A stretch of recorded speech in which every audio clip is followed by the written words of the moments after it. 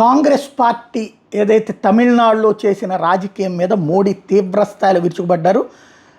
కాంగ్రెస్ ప్రజలకు, మిత్రపక్షాలకి ప్రజలకు ఒకేలా ద్రోహం చేస్తుందని ఆరోపించారు. పరాన్నజీవి రాజకీయ శక్తిగా అభివర్ణించారు.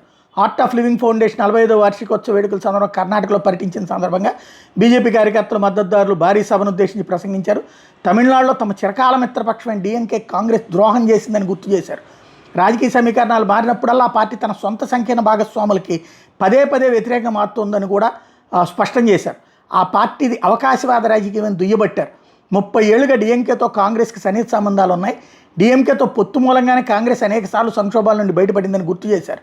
2014 ముందు 10 ఏళ్ల పాటు కాంగ్రెస్ ప్రభుత్వం డీఎంకే వల్లే మనుగడ సాగించిందని గుర్తు చేశారు. అయినా కూడా కాంగ్రెస్ పార్టీ కష్ట సమయంలో స్టాలిన్ పార్టీని వదిలి టీవీకేతో చేతులు కలిపిందని ప్రధాని విమర్శించారు. అధికారం మీద ఉన్న దురాశతో దొరికిన తొలి అవకాశంలోనే మిత్రుడికి వెన్నుపోటు పొడిచిందని దుయ్యబట్టారు. రాజకీయంగా తన ఉనికిని నిలుపుకోవడానికి కాంగ్రెస్ ఎంతటి దారుణానికైనా ఒడిగడుతుందని విమర్శించారు. డీఎంకే కాంగ్రెస్ పార్టీ చేసింది మిత్రదోహం అన్నారు. ప్రస్తుతం తమిళనాడులో నెలకొన్న పరిస్థితిని ఒకసారి గమనించండి. 25-30 ఏళ్ల పాటు కాంగ్రెస్ డీఎంకేతో సన్నిహిత సంబంధాలు పంచుకుంది. డీఎంకేతో పొత్తు పెట్టుకోవడం వల్ల పదే పదే కాంగ్రెస్ సంక్షోభాల నుంచి గట్టెక్కింది. నిజానికి 2014 ముందు 10 ఏళ్ల పాటు కాంగ్రెస్ నడిపిన ప్రభుత్వం చాలా వరకు డీఎంకే వల్లే నిలబడింది. అయినా కాంగ్రెస్ శ్రేయస్సు కోసం నిరంతరం పనిచేసిన అదే డీఎంకేకి ద్రోహం చేసింది.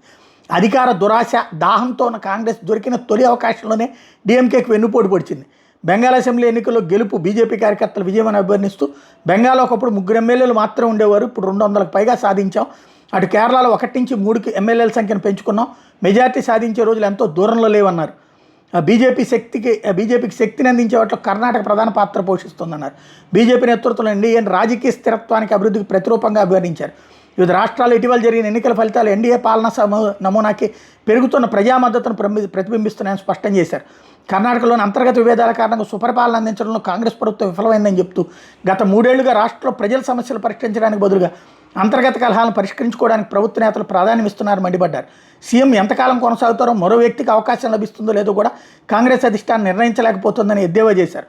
కాంగ్రెస్ ఎప్పుడూ తిరిగి అధికారంలోకి రాదని, వాళ్ళకి తెలిసిందల్లా కేవలం వెన్నుపోటు పడడం మాత్రమేనని ఆరోపించారు. సరైన ఎజెండా లేకపోవడం వల్ల కాంగ్రెస్ ప్రజల్లో వ్యతిరేకత వస్తుందని ప్రధాని చెప్పారు. దేశ ప్రజల్లో కాంగ్రెస్ పార్టీకి ఆదరణ తగ్గిపోతుందని గుర్తు చేస్తూ, సురక్షిత పాలన అభివృద్ధి కోసం దేశ ప్రజలు బీజేపీ వైపు చూస్తున్నారని ప్రధాని తేల్చి చెప్పారు. అందుకే తాజా ఎన్నికల్లో బెంగాల్, అస్సాం ప్రజలు కాషాయ పార్టీకి పట్టం కట్టారని, భవిష్యత్తులో కర్ణాటకలో బీజేపీ ప్రభుత్వాన్ని ఏర్పాటు చేస్తుందని ఆశాభావం వ్యక్తం చేశారు.